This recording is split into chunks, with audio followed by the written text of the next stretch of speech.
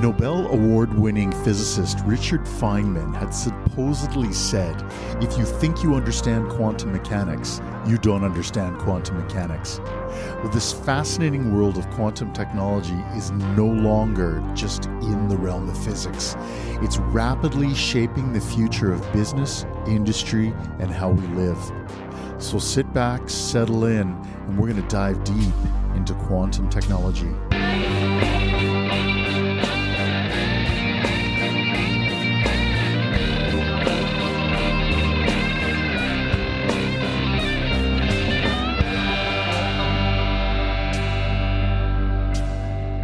Hello, folks. Welcome to Shift. I'm your host, John Hagan. And today we've got an episode I've been anticipating for a while now. And today we're focusing on quantum and quantum technologies and its impact on the Alberta ecosystem and beyond, because this is certainly a global movement, as we'll hear more from our guests. But again, really compelling content as far as I'm concerned, and I'm sure this is going to get you as well. So today I'd like to welcome Katanya Kuntz. She's an experimental quantum physicist at the Institute of Quantum Computing, the University of Waterloo, and co-founder of Cubo Consulting. We've got Megan Lee, Managing Director of Quantum City. And we've got Chris Cassin, CEO of 0 Point Cryogenics. So welcome to the three of you. Happy to be here. Thank you for having me. Yeah, great to have you. Katanya, I was hoping that you could kind of establish like a quantum framework, a quantum 101, so to speak. An introduction to quantum technology. Yes, I can definitely help you with that, John. Awesome. So thank you very much again for having me on this podcast. So I often get asked, what is the second quantum revolution? And it's like, wait, there's a second quantum revolution? What was the first?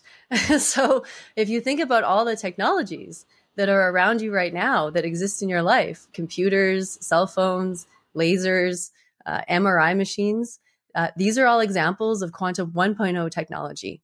So they use principles of quantum physics to operate, but they're not dealing with individual single photons, particles of light, or atoms at the atomic level, things like that. So quantum physics explains how the world works, right, at the very, very, very tiny scale. And so this is smaller than the cells in your body. This is smaller than the molecules. This is on the atomic level. And so that's what 1.0 tech. So what's 2.0 tech? So this is technology that does operate on the individual single atom level. Yeah, these devices use quantum physics to sense better, to compute faster, to securely communicate. And we use atoms, we use particles of light. We also use really cool things called superconducting circuits. I can talk more about that later. Sure. Wow. Okay. So what is a quantum computer? Excellent question. So now it's going into what is a qubit, a quantum bit. And so this is the fundamental difference between a classical computer and a quantum system. The information is being stored and manipulated on this atomic level. You're using a quantum bit for your storage. So there's far different properties, ways that you can explore and exploit these systems. So when a qubit is interacting with other qubits, which is allowed in a quantum computer, then you get almost like an exponential increase in your computing power. That's something that a classical computer just cannot do. Because classical computers are ones and zeros. Exactly. A classical bit is a 0 or it's a 1. It can't be halfway. If it's halfway, that's actually an error message, and the bit would be thrown out as trash. So you can't have a 0.5 in a classical computer, but in a quantum bit, you do. You have a superposition state. So you have a superposition of both 0 and 1. And it's not just an equal half and half. It's actually a mixture. And so that's the little technical side, but that's how we can exploit these quantum bits to do calculations that are just not possible on classical computers.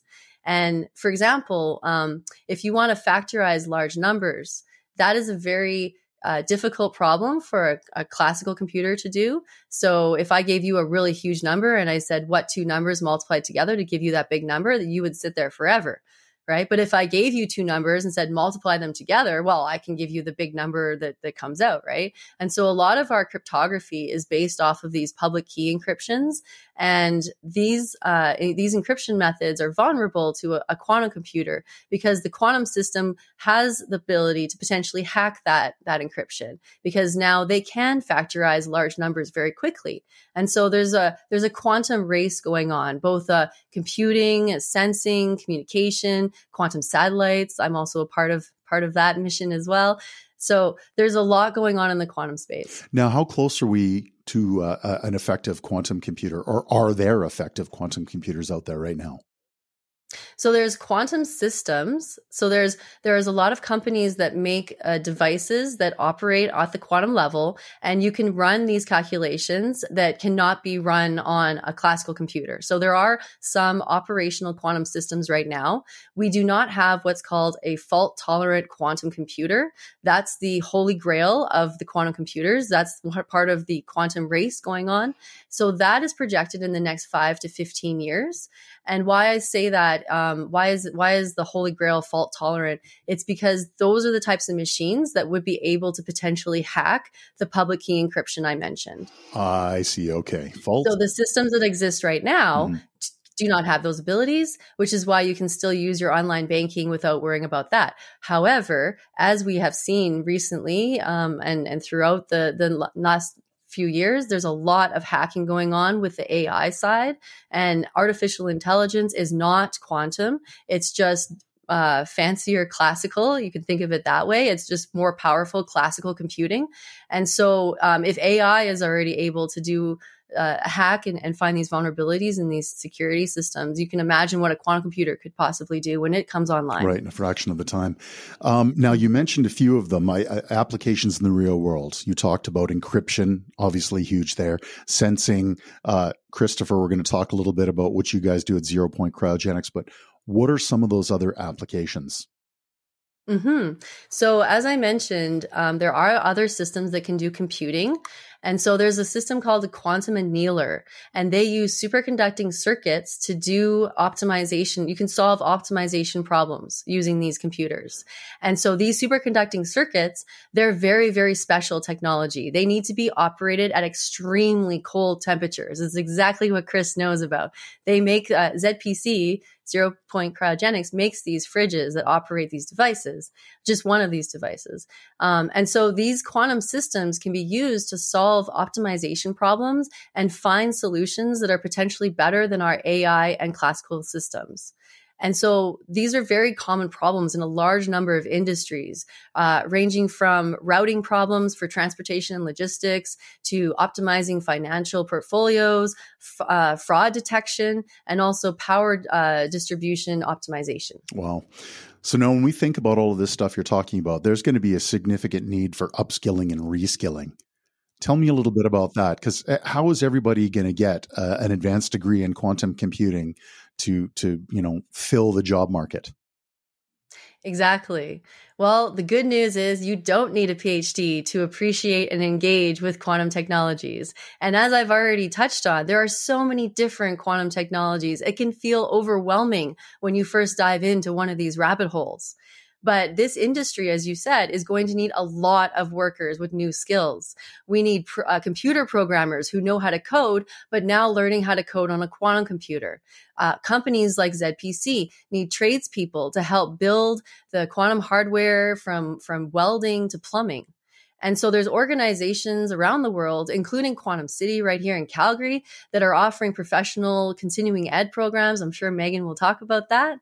And so not everyone, though, has time for taking like another degree in a way, right? Mm-hmm. And so there's other companies, for example, Cubo Consulting, that offer training and consulting. And we help organizations understand what is this new technology, as well as offering training and upskilling and retraining for workers. And we're also very excited to announce that we're having a new partnership with MyTax, and we're offering 6 new quantum workshops being offered to Canadian students starting in October. Wow, congratulations. Now, when you say Canadian students, is that postgraduate or post-secondary or secondary students? It's all university students that have access to the MyTax program. And so it's undergrads and graduates and postgrads. Okay. Well, that's cool. I believe. Yes. And I'll put this question out there to everybody, but from your perspective, what challenges lie ahead? I would definitely say this knowledge gap. It's very confronting when someone says quantum to you. A lot of people shut down. I get it. I've been in this field for a very long time. I've had to say at dinner parties, what's your profession? I'm a quantum physicist, and then they walk away. So I get it. But again, you don't need to have a textbook understanding of these technologies. The most important part, if you're a worker looking to upskill or reskill, how do my skills fit into this new industry? But there's a lot of money going in and there's a lot coming out. And so I just think that if you can get started by training education, that would be my my recommendation. No, that's good. Training and recommendation. So let's move it over to Megan. Megan Lee, you're with Quantum City. Why don't you tell us a little bit about what Quantum City is and what's the founding purpose? What do you guys do?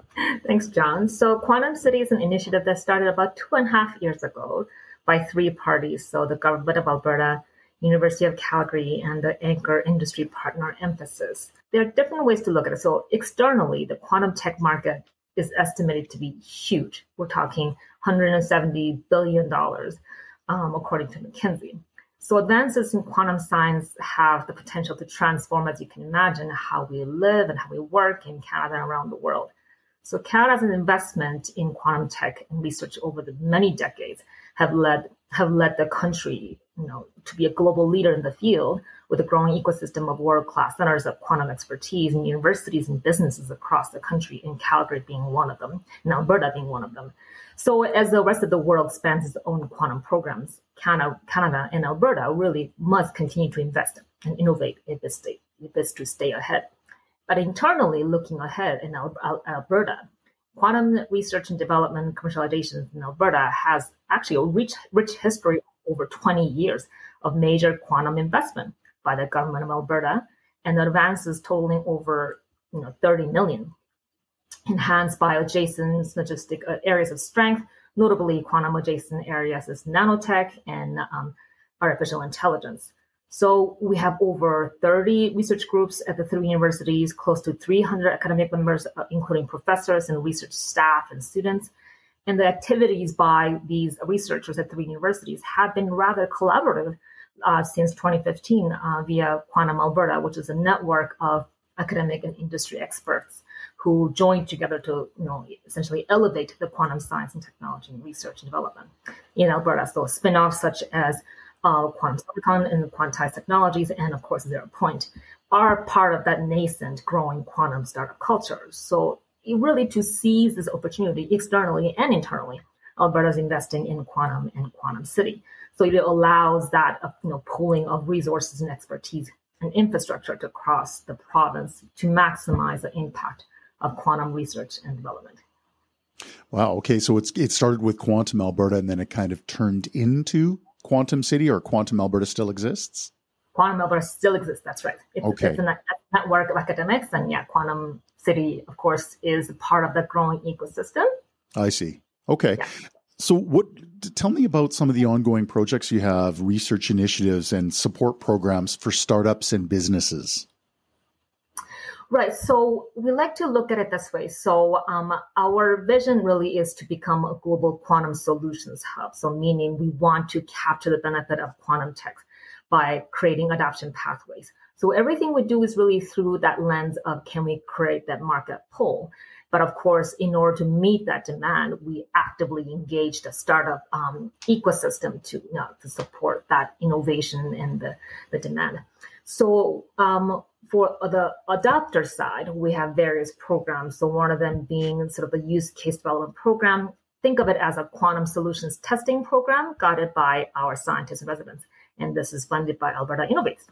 And this is born out of our experience we gained from the Quantum City Challenge we launched last year with ACO and Canadian Natural.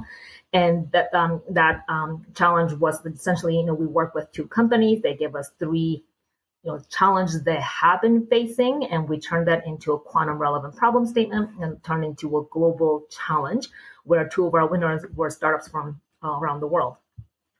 So that's one program that we're actively promoting. Another one is corporate membership program, which will launch right away, and that has various levels of benefits from workshops to pilot projects. And on the creator side, so we have consortium funding, which really the goal is to create transdisciplinary working groups that can work on projects focused on quantum solutions that are aligned with Canada's national quantum strategy. And we also brought in a Swiss-based venture capital fund to launch a Kive accelerator powered by Quantum City, and that's open to companies from around the world. But we hope to see many companies from Alberta and Canada, and there'll be about 5 to 10 companies going through that program every year, and they'll be housed at our collision space Q Hub. And of course, I mentioned collision space. So we have some initiatives that, we focus on creating the connection between quantum solution creators and users. So one of them is our infrastructure. So we're opening a collision space called Q Hub early 2025, and we're building our fabrication facility for the device makers called Q Lab, and that's couple-year project. And of course, a lot of our engagement activity is led by our scientists in residence. So we have scientists residents in quantum algorithm. We have one starting next week in quantum safe communications. And we also have one in quantum sensing joining us in a couple months. And of course, our annual summit, Q Connect 2024, is next week. And that's a really great place to be, to even listen to, quantum experts from around the world, but also the users as well. So we have corporates from around the world coming over to tell us what they've been doing, why they've been investing, why they've been trying out use cases. So it's not an academic conference. We promise no jargons and no technical talk, but really a business conference just to come and listen and network. So I'd like to flesh Q Connect out a little bit more. Again, you said it's next week. So for our listeners who are interested in quantum, they can learn more by going to this conference, which is in Calgary, correct? That's right. It's in Calgary at the TELUS Convention Center. And we usually start with a 30-minute crash course. So really just to level set the audience, just so they get used to some terminologies. But then the rest of the panels are not scientific talk. So our big panels are quantum in modern energy, quantum in sustainable cities, quantum in human health. But we also have a new panel this year really focusing on post-quantum cryptography and how corporates can get ready for quantum. But we also have sort of ethics/diversity related panel about are we engaging the right folks who will be impacted by quantum. So we have some really fascinating panels, and there'll be lots of investors and venture capitals from around the world as well. Oh, right on. So if you've got a company that's working on quantum, there'll be potential investors there to talk to. Yeah, for sure. And we're showcasing 7 startups from around the world who are focusing on quantum solutions as well. And how long does Q Connect go on for? It's a day and a half. A day and a half in Calgary at the TELUS Convention Center. I want you to touch on really quickly, because what Quantum City has going, I think, is very innovative in terms that it's a partnership between the University of Calgary, so a post-secondary institute, the government of Alberta, and an industry partner, Emphasis. Tell me a little bit about the role that all of these partners play in helping develop Alberta's quantum ecosystem. Yeah, so it's, honestly, it's a fantastic mix of partners. And I think that it really emphasizes our mandate. Our mandate is to build a vibrant quantum ecosystem. It's not about just pushing the IP out of the lab, creating startups, hoping that some of them will turn into unicorns. And I'm sure some of them will, but it's really about creating that, the full ecosystem. So starting from, innovations and really creating the pipeline to talent and expertise, upskilling and reskilling. As Katanya mentioned, it's not just about creating quantum scientists. We're eventually going to need salespeople who understand quantum, accountants who understand quantum.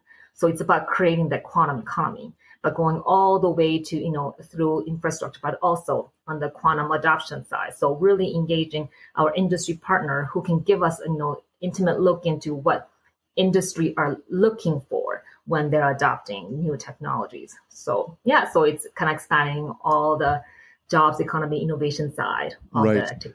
Well, you added an extra job there. It's the sales side. When you think about that, and Alberta, as far as I understand it, we've got a shortage of tech sales. So just as an aside, I think, you mentioning that's a great opportunity for people who are interested in that as well to learn a little bit about quantum, potentially attend Q Connect and, learn from some like-minded people.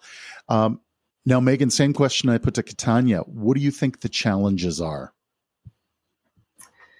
That's a very good question. I think one thing I could add, what Katanya said is, for us, it's setting the right expectation. We do know quantum is a long play, and we would hate, for us to experience, I guess, what people call quantum winter. We don't want to create so much of a hype that investors rush in thinking they'll get benefit and crazy money out of this sector in the next 2 years, because that's really not going to happen. But it is a technology that will impact us in many ways that we're probably not even imagining. So for us, it's setting the right expectation, keeping an open mind, but continue to invest and continue to prepare the workforce so that when the technologies catches up, we are ready to adopt this technology. I think that's such a great point, have your expectations. Thank you for that. Let's move on to Chris now. Chris, again, with 0 Point Cryogenics. Why don't you tell us a little bit about your company, Chris? Of course. My name's Chris Cassin. I'm the CEO of 0 Point Cryogenics. We build a series of cryostats to help researchers explore the fundamentals of physics. So our systems get down to 17 millikelvin, which is below minus 273 degrees Celsius. Our systems are hand-built right here in Edmonton, Alberta, and we have 24 employees currently. Our systems are primarily used by organizations that want to explore quantum phenomena, particle physics, atomic physics, and dark matter. Whoa. Okay, so now, pardon my ignorance, and when I was thinking about cryogenics, I immediately went to Walt Disney. Because they were purported to have put him in cryogenics. So we're not talking that. So you're not freezing the brightest minds to thaw them out in 300 years. You know what? You would be surprised the number of phone calls we get. Oh, no. Maybe not to freeze someone, but it's like, hey, I want to build a room that's at minus 110. Can you build that for me? And we're just like, no, we cannot. And why would somebody want a room built to minus 110? Oh, that's a conversation over coffee. Now, real quick, just a couple of clarifications. You said minus 273. Here's my science memory. That's absolute zero, isn't it? Minus 273.15 is absolute zero. We're getting down to 273.133. That's insane. Now at minus 273.5 absolute zero, that's when matter quits vibrating, right? So it's unique. We're actually called 0 Point Cryogenics because as a particle approaches absolute zero, it has what's called its 0 point energy. So that's the least amount of energy the particle has. Oh. So it still has energy at absolute zero, but very remnant parts. I'm sure Katanya can speak to this a lot more. Wow. So, Chris, tell me a little bit more about adoption of quantum technologies. How are you guys using those quantum technologies in your business model? Yeah, so I see 0 Point Cryogenics as more of an enabling company, but we also use quantum phenomena actually occurs as part of our cooling process. So at the temperatures our system operates, helium actually becomes a superfluid and flows without resistance, something that no other fluid can do simply because all other fluids are actually solid at this temperature. So as a superfluid, it actually stops obeying the traditional laws of thermodynamics, which I find fascinating. And all I mean by that is if you have say you had a perfect sphere of superfluid helium, it would actually coat the outside of the sphere. It doesn't obey gravity anymore. It just kind of wicks up the side, which is really fascinating. And that's a quantum phenomenon in itself. And okay, so one brief rabbit hole. Why, and this is for anybody who wants to pipe up, but why do things at that small a level behave so counterintuitively and seemingly in a way that defies, as Chris just said, defies physics? Katanya, this one's for you. In 30 seconds or less. Thanks, Chris. No, I completely agree. And there are a lot of famous quotes of quantum physicists who said, if you think you understand quantum physics, you don't understand. And if I could have 30 seconds, entanglement is a perfect example, right? You could have two particles that are entangled. They have this special correlation. They can be separated by any distance. We've done these experiments now with a ground to satellite connection. So over 1,400 kilometers, and the entanglement holds. So you measure one particle, you learn its state, its quantum state, right? And that instantly collapses the quantum state of the other particle because, as I mentioned, superposition. They were in that superposition, and then you do the measurement, it collapses the superposition, and instantaneously, it's as if they knew, but they're separated by 1,400 kilometers. So if you can explain that, I can give you $1 million. Wow. Okay. So, hey, here's the challenge, folks. Figure that out. Let Katanya know when you get $1 million bucks. So that seems to me faster than light travel, but we'll park that for a conversation. It's not, because there has to be the classical channel of communication, which goes at the speed of light, that the two observers have to reconcile the measurement. And so that's why you can't transmit information faster than the speed of light. There's always a classical phone call, which is like the internet, what we're using right now to talk, that speed of light channel. So there you go. Okay. Thank you for that. I was off to write some sort of conspiracy theory and how all physics is wrong. Just kidding, of course. Chris, back to you, my friend. Talk to me a little bit about the benefits and the challenges and those, the insights that you gleaned being a business that's working with these quantum mechanical phenomena. And, where did that inspiration come from? Where does that come from? Well, so I think like the adoption and integration of quantum technology is going to be critically important to the advancement of our society. So over the past 60 years, we've achieved so many incredible things. And we really owe that and our success as a civilization to the advancement in traditional computing and the rapid improvement in both the speed and reduction in costs of making microchips. So some of the problems we have left to solve are incredibly complex and likely solved better by quantum computers. Like, how do we develop fertilizers and a food supply to, accommodate 10 billion people? And how do we create more secure internet to protect each person's, financial data and other personal information? And, I'm sure there's governments and militaries out there that probably like to keep their information secret also. So I think all those things play into it. And we just need to move from the classical model to the quantum model to solve some of these very fundamental problems of a growing civilization. Right. And that's a race, isn't it? It's almost like, and not to sound really negative or dire, it's kind of an arms race. It is 100% an arms race. And, when people ask, what is the sexy thing that quantum computing is going to do? Because we watched AI come out, and ChatGPT is pretty useful no matter who you are. Right. We are in an arms race, and data security is very important. Right.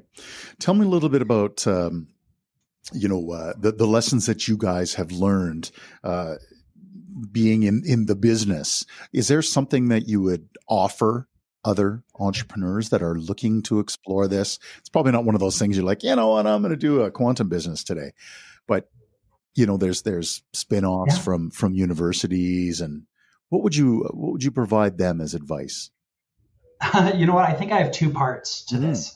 The first part is Alberta is an incredible place to start a business. It is especially a great place to start a quantum business. We would not be where we are today without Alberta Innovates, without Prairies Can, without Technology Alberta, without the shred benefits you get at both the federal and provincial level, being in the province of Alberta. But there's still a lot of very specific problems that need to be solved. And the entrepreneurial spirit in Alberta is just so amazing. And some of those problems are, high density wiring and vacuum feed throughs for wiring and vacuum components. And, these are problems that I would love to see a company in Alberta solve. And, if we can build a hub, like we're trying to do in Edmonton, ideally we'd like to have a wiring company right beside us so we can just integrate the wiring into our fridges. But, independent of whether these are built in Edmonton or Calgary, just building these technologies are going to be incredibly important. And the reason they're important is, there's national challenges here.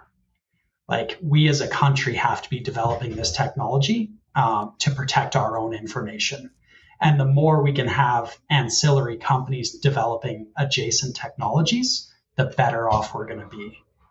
And so, I think Katanya really spoke to this earlier, but I'd like to reinforce it is there are a plethora of opportunities in quantum computing, and it's not just for scientists. We need sales and marketing people, HR professionals, but the largest opportunity I see is for trades, people with backgrounds in instrumentation, electrical or mechanical engineering technology, the very people that are coming out of NAIT and SAIT and Red Deer Polytechnic, as an example. Because these cryogenic systems are very complex. Right now, they're being operated by scientists, but that needs to move from a scientist responsibility to more of a instrumentation tech responsibility or a mechanical engineering technologist. And that transition we are already seeing happen. Yeah, I understand that. Now, one of your points just before that about it being a national thing, it reminded me of what Megan spoke of when I talked about, everybody being on the same page. We need, the provincial governments, we need the federal government, we need jurisdictions and organizations like Alberta Innovates and all of the other support organizations to kind of be marching in the same direction, because we really need to work together if we're going to continue to compete in this regard. Now, my final question to you was the future of quantum in business, but I think you've covered that pretty much. So I was hoping we could dive a bit into a bit of a discussion with the three of us and explore kind of collaboration across sectors. Now, we're talking a lot about how we're going to get people, we need HR professionals, we need sales, we need all of these positions. Where do these people go to okay, I'm in. I listen to this podcast. I'm in. I want to dedicate my future to becoming a salesperson in quantum or focusing on HR. What would their first step be? I would reach out to Megan or I would reach out to Quantum Industry Canada. Quantum Industry Canada is a great resource. It's really come a long way since Lisa Lambert took the reins over there. And I'm really excited to see how that plays out over the next couple of years. Quantum Industry Canada. Okay. And a touch point we've already discussed is Q Connect as well, to start meeting people, to start networking and building some sense, talking to Katanya and her colleagues at Cubo about starting to build up some literacy about quantum. So let's explore a little bit of the emerging opportunities. What are some of the promising areas? I know we've all spoken about different things, and I think you've answered this in your own ways, but let's kind of reiterate that. Katanya, let's start with you. Most promising areas for quantum technology in business. Oh, okay. So as I mentioned, quantum annealers with optimization problems, I think that's a very promising area. Quantum sensors, that's also that technology is one of the more mature technologies. And so there are a lot of industries from mining and navigation to, there's a lot of applications of these quantum sensors. And there's actually a company, SB Quantum, or Yes, SP Quantum. And they're located in Quebec. And they recently announced a new partnership or collaboration project with the CSA, the Canadian Space Agency, and also the ESA, the European Space Agency. So they're trying to put these sensors into space, because now if you need a portable GPS unit, and this is also very relevant in a lot of the current world affairs. If you need a portable GPS unit that cannot be jammed or hacked by an adversary, a quantum sensor could be your option. So these units could be space ready, and you could have a much more portable, lightweight, less energy consumption sensor that could be a GPS. Okay. And that's a quantum device. Right. Remind me, what was the first item you said? You said a quantum inhaler? Oh, annealer. Annealer. Annealer. Annealer. Okay. Yeah. So that's basically if you heat something up and then you let it slowly cool down on its own, it'll find its lowest energy state. Think of a ball at the top of a hill. It doesn't want to stay there. It wants to roll down to the bottom, right? And so with a quantum annealer, you actually program the system with your problem, with your question, and then it evolves over time. And then when it's done, its lowest energy state is the most optimized solution for your problem. Wow. Okay. So I'm immediately going right back to what Chris was saying about his low energy state with the work that his company is doing. Oh, okay. Yes, they use superconducting circuits for this, which used the cryogenics that Chris is mentioning. Okay. Yes. It's all connected. Right. Megan. And I got one more. Sorry, if you want one more. Okay. So there's also something called, I will. Quantum random number generators. So this is a technology that's also quite mature. It's been around for a very long time. And random numbers is a very important thing in cryptography. You'll need a random seed to do lots of different things. And usually it's pseudo-random. So that means if there's any kind of pattern, an adversary would be able to hack it. With a quantum random number generator, you're literally tapping the random noise of the quantum universe, and it is purely random. And so your device can create these random numbers. Yeah, so there's power companies that are starting to integrate these to improve their security systems. So they're currently think of the Internet of. They're currently in operation. Being deployed, being trialed. So this is what Megan was mentioning, right? Like we don't want to promise too much. We want to keep the expectations realistic. Right. These are deep tech technologies, but they are real. They are out of the lab, and they can be used today. I think everybody automatically goes to quantum computers and go, well, quantum computers aren't there, so we don't use quantum. But we're diffusing that myth. Megan, what about? But can I just say one thing though? Yes, please. And that is like artificial intelligence kind of affects everyone, and they're kind of like you can use ChatGPT, and I think AI is always going to be in the limelight, and they're going to be the quarterback of the football team, and I really see quantum computing as like the defense people, where you're working in the background, you're not in the limelight. Maybe every person doesn't touch a quantum computer in their life, but in the background, they are working their asses off to make sure that everyone's sovereignty is protected, everyone's financial information is protected, and that the world continues forward and we solve incredibly complex problems that the average person probably doesn't really care about. Right. Yeah. No, you're right. You know, everybody uses GPS. We don't necessarily, well, where do we use quantum? Where do we use AI? But it's built into that sort of thing. Megan, from your perspective, what do you see as some of the promising areas for quantum technology in business?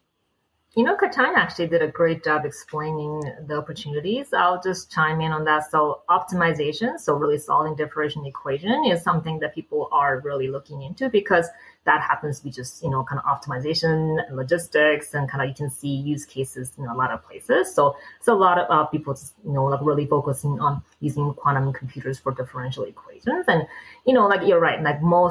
If you look at the investment going into quantum sector, most of the investment just happens to go into quantum computing. And that's what people hear about. But the sensing is incredibly important. Actually, Alberta is very good at quantum sensors.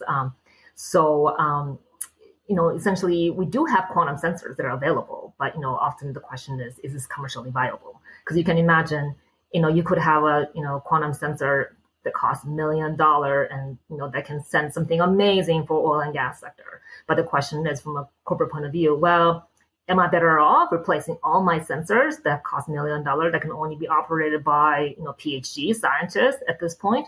Or is it okay if I just continue for the next 10 years hiring, not as highly educated as quantum scientists, but just they are just working to be fine and kind of just wait it out until the sensors just die on their own? So that's an interesting question to consider. So I would say computers, sensors, but no, of course, the communication is another one we can think about too. So we talked about the benefits that quantum technology provide, but as you can imagine, as quantum computer gets smarter and better, what does that mean for encryption? And quantum computer doesn't necessarily mean that's the end of the encryption, but of course there have been people working on for that day, that Q day, and fortunately we have a great panel at QConnect as well. We've invited some great panelists from all around the world, including someone who's been leading this effort at NIST for last few years, and NIST has announced 3 standards for post quantum. So yeah, something to consider for corporates as well. Right. Okay. Impact. Yeah, that's cool. I think you raised a really interesting point about infrastructure. It made me, as you were talking about that, it made me think about, electric vehicles. You might have a regular car right now, a regular car with internal combustion engine, but you're not going to get rid of that or will you get rid of that to go buy an electric vehicle, or will you wait till that internal combustion vehicle is, you drive that into the ground and then you invest in something? For sure. It's infrastructure. Typical case of, technology value versus commercial value, right? For a company, it's beyond than just assessing technology. Does it make sense financially? Right. Now, Chris, what about you in terms of the most promising areas for quantum technologies? Did these two take all of the hot topics? I think there's a little bit of there's some small quantum communication networks, I think, in the UK. And in the US that probably aren't commercial yet, but are likely, being rolled out in high levels of government. Katanya, can you speak to that a little bit? Yeah, definitely. Are you talking about the fiber optic networks, around Chicago, New York, and yeah. Okay. So basically it's about that secure communication. So as we mentioned, yes, there is this Q day, quantum day coming. That's the day where a quantum computer might be able to hack your encryption. However, even though quantum has that, scary possibility, there's also the solution. And so because, as I mentioned before, when you measure a quantum bit, you collapse its superposition state. Measurement affects the quantum bit. And so when you want to securely communicate with someone, if an adversary is trying to eavesdrop and tap into your message, right, that will affect the message. It will affect the light, and you'll know, and you'll be able to terminate that line of communication. And if you build up a secret key between two people, usually called Alice and Bob, right, using this method of secure communication with light, with photons, if that key is secure, then you can now use that key to encode your message and broadcast it publicly, and that's fine. And so what's happening around the world are countries making these networks that can do what I just described. It's called quantum key distribution. And so they have fiber optic networks. Like China has a fiber optic backbone that goes thousands of kilometers across the country. There's ones in the US. There's the QConnect, or not QConnect, QNet. It's a company in Chicago that is currently doing quantum key distribution and entanglement distribution on an actual real network that's between New York and Chicago, I believe.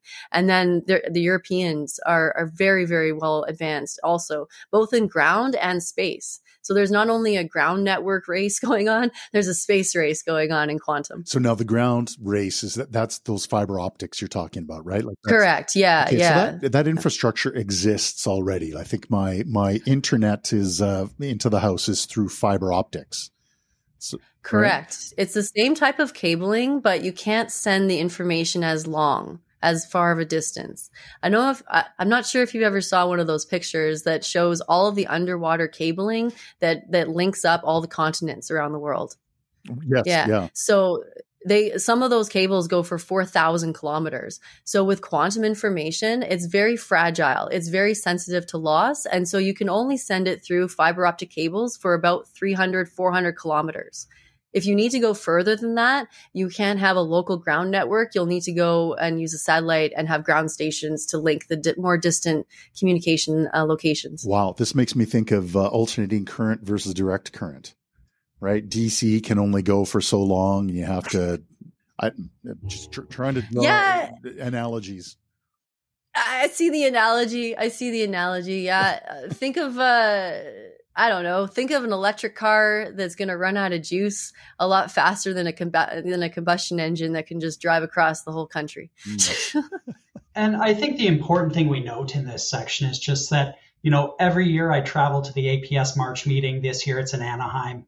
And every year that I attend, there's just leaps and bounds and advances in, superconductors and superconducting magnets and high density wiring and vacuum systems and the scale and size of a cryogenic system. And so we are chewing away at these problems and we are solving the minutia and the small problems that we're having. And it is happening incredibly quickly. Now, Chris, when you say APS, can you flesh that out for me? Applied Physiological Society. Oh, is that what it is? American Physiological Society? Yeah, I think so. Oh, okay. Sorry. No problem. So it's the largest gathering of physicists in the world. Okay, so now, and I've got two final questions to wrap this up without going down too many rabbit holes. But when all three of you are witness to different jurisdictions working on these different problems, how competitive is Canada compared to the rest of the world? Chris, why don't we start with you? Canada punches far above its weight in its abilities in quantum. The federal government really started investing in quantum early. D-Wave, which is an annealing quantum computing company, is one of the earliest to start exploring quantum computing. And we have other companies like Xanadu and Photonic that are really doing incredible things in different areas of quantum computing. The US is amalgamating a lot, and I would like to see Canada doing more.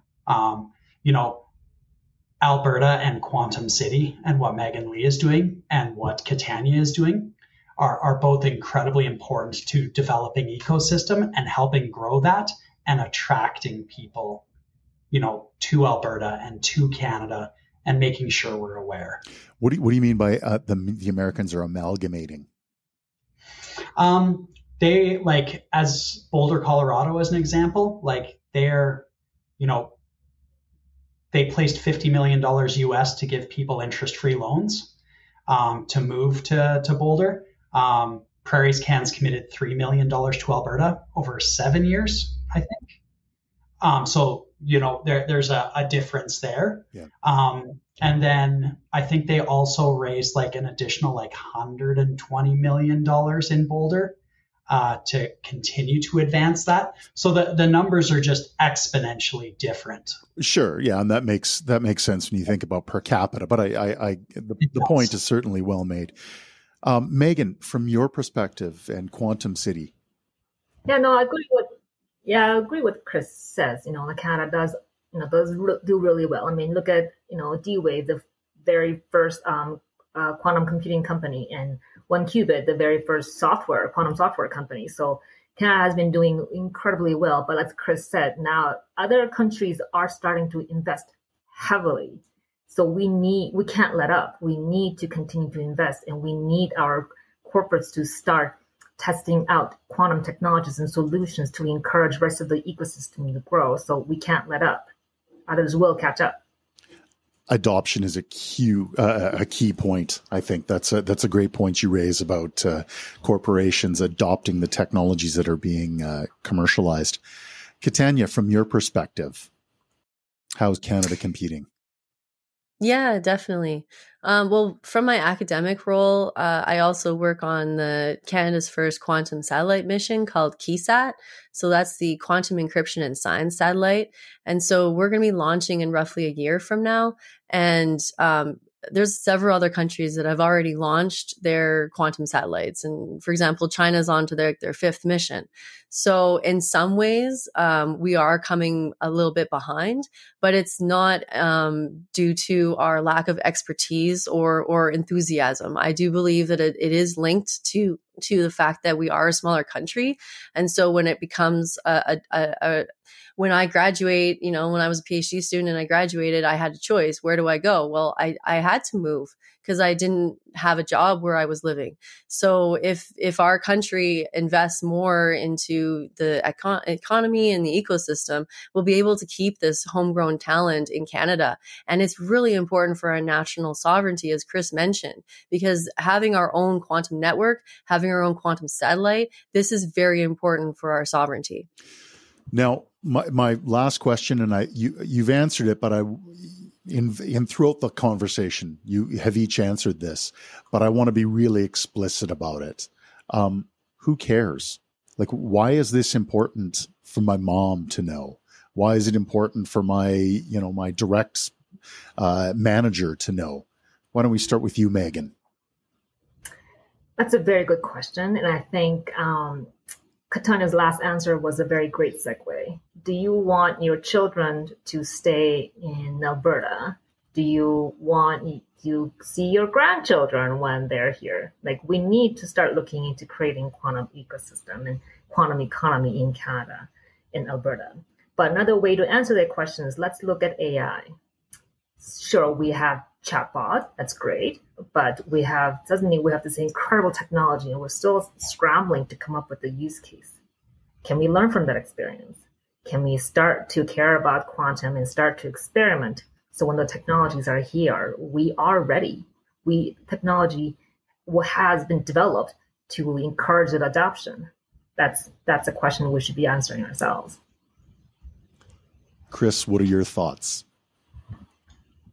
So currently today, there are countries and organizations harvesting your data.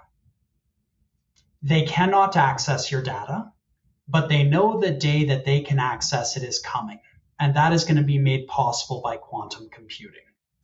And so they are patiently harvesting everyone's data, government's data, and they're just going to store it and they're going to hold on to it until the day that they can exploit it.